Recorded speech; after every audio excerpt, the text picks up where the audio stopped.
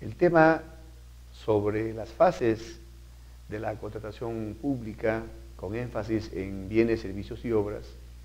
tiene como propósito compartir los criterios que sirvieron de base para la conformación de la estructura de la contratación estatal. Como todos sabemos, el contrato de la administración pública se caracteriza porque es un acuerdo entre dos o más partes para crear, regular, modificar o extinguir una relación jurídica patrimonial, como cualquier contrato, pero que tiene como peculiaridad en el ámbito público que por lo menos una de las partes que celebra el contrato es una entidad de la administración pública.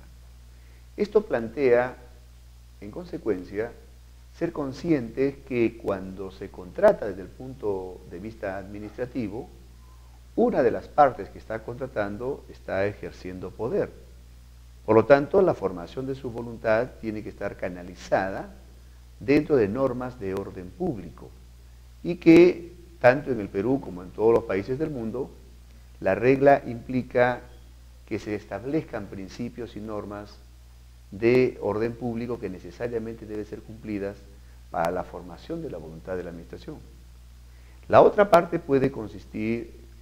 en una persona natural o jurídica o eventualmente en otra entidad pública. Si se trata de una persona natural o jurídica privada, en ese caso ella ejerce su libertad y consecuentemente se aplicarán figuras, en algunos casos, del derecho privado, pero quien contrata con el Estado del sector privado tiene que saber que cuando contrata con el sector público está vinculándose con alguien que ejerce poder. Y en consecuencia, esa relación contractual, para efectos de la formación de ese contrato, tendrá que seguir fases con peculiaridades propias pensadas en los contratos públicos. En ese sentido, hay un esquema del régimen de contratación pública que nos va indicando las fases de la contratación. La primera de ellas es la de programación y actos preparatorios, que se da al interior de las entidades y que tiene como propósito prepararla para la contratación. La segunda fase es el procedimiento de selección, que abarca desde que la entidad invita a ofertar hasta el momento en que define al proveedor con el cual va a contratar. Y la tercera fase es la de ejecución contractual y liquidación, que conforme a nuestra legislación incluye lo que sería el perfeccionamiento del contrato y abarca toda la fase propia de la ejecución contractual. Algo muy importante en esta línea es saber que hay una implicancia entre estas tres fases. Lo que se realice en la etapa de programación y actos preparatorios va a influir en la fase del procedimiento de selección, y lo que se realice en estas dos fases influirá en lo que suceda en la ejecución contractual y liquidación. Por lo tanto, una programación y actos preparatorios bien realizada tendrá un efecto positivo en el desarrollo del procedimiento de selección. Y si ambas fases se desarrollan adecuadamente, no habrá mayor sobresalto ni problemas en la ejecución contractual y liquidación, la que probablemente se desarrolle también de manera positiva. Sin embargo, si en la fase de programación y actos preparatorios hubieran problemas, lo normal es que se refleje esto en el procedimiento de selección y lógicamente también en la ejecución contractual y liquidación. Lo cual nos lleva a un concepto unitario de toda la secuencia de acciones que se realizan en la contratación pública, de modo que cada una de ellas adquiere una importancia relevante y equivalente, porque como la contratación pública en general se rige por normas de orden público, cualquier afectación a ellas implicará invalidaciones, razón por la cual es muy importante en el ámbito de los contratos públicos ser cuidadoso en el respeto a los principios y a las normas de la contratación. Abordando con mayor detalle la organización de la estructura de la contratación pública, en nuestro régimen contractual sobre bienes, servicios y obras, nosotros tenemos dos grandes bloques: el del régimen general y el de los regímenes especiales. que abordaremos siempre con el suficiente detalle para comprender cada uno de los componentes que tiene. Centrando nuestra atención en el régimen general, regido fundamentalmente por la Ley de Contrataciones del Estado, al momento de observar el desarrollo que hace esta ley, notamos que aborda las tres fases: la fase de programación y actos preparatorios, el procedimiento de selección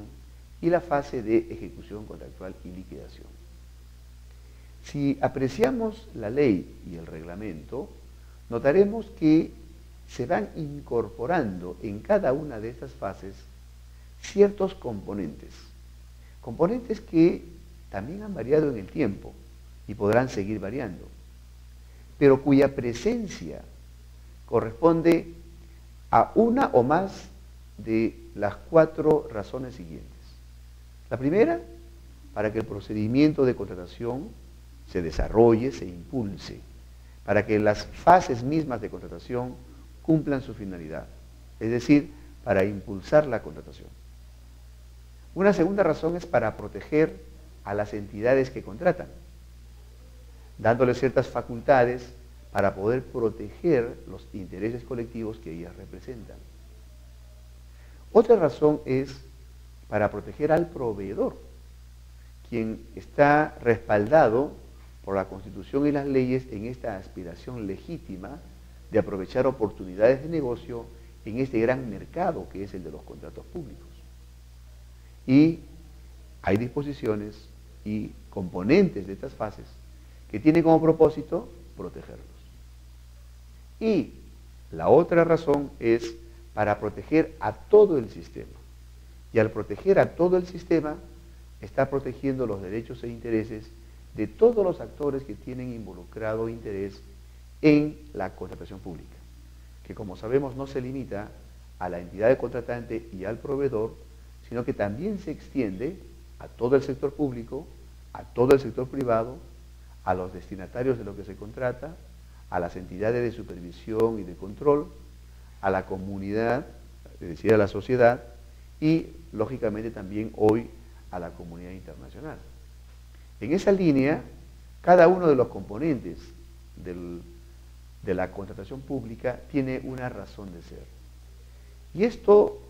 hay que tenerlo muy en cuenta porque el escenario en que se produce puede cambiar sustantivamente y por lo tanto estos componentes o tendrán que adecuarse al nuevo escenario, en algunos casos tendrán que desaparecer y en otros casos habrá la necesidad de nuevas incorporaciones,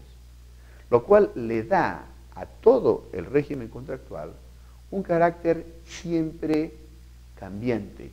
un carácter de un sistema siempre en evolución, razón por la cual es conveniente analizar la razón de cada uno de estos componentes. En esa línea de trabajo, lo importante es destacar que la contratación pública tiene fases que se implican las unas a las otras, que por lo tanto es muy importante que todas ellas se lleven de manera muy apropiada. Otro enfoque complementario a lo que acabo de señalar es el de los contratos públicos, teniendo en cuenta la naturaleza administrativa que tiene la contratación pública, en la que va a haber una confluencia de figuras jurídicas, tanto de derecho administrativo como de derecho privado o de derecho en general. Si nosotros analizamos la contratación pública desde la perspectiva de los procedimientos de naturaleza administrativa, notaremos que las fases de actos preparatorios y la de procedimiento de selección van a comprender a diversas actuaciones y figuras jurídicas, tanto administrativas como generales. Luego de celebrado el contrato y de perfeccionado el contrato,